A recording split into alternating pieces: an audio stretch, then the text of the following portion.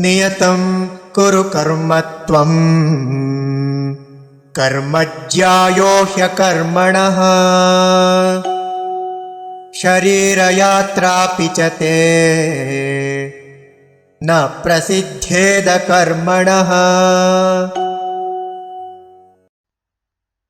नियतं कुरु कर्म त्वं कर्म ज्यायः हि अकर्मणः शरीरयात्रा अपि च ते न प्रसिद्ध्येत् अकर्मणः।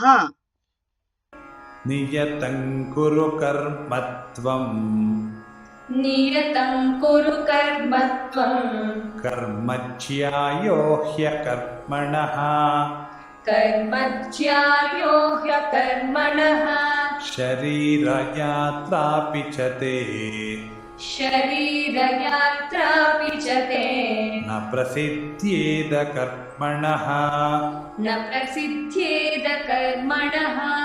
नियतं कुरु कर्म त्वं कर्मज्यायो ह्यकर्मणः नियतं कुरु कर्म त्वं कर्मज्यायो ह्यकर्मणः शरीरयात्रापि च ते न प्रसिद्ध्येद कर्मणः शरीरयात्रापि च ते न प्रसिद्ध्येद कर्मणः।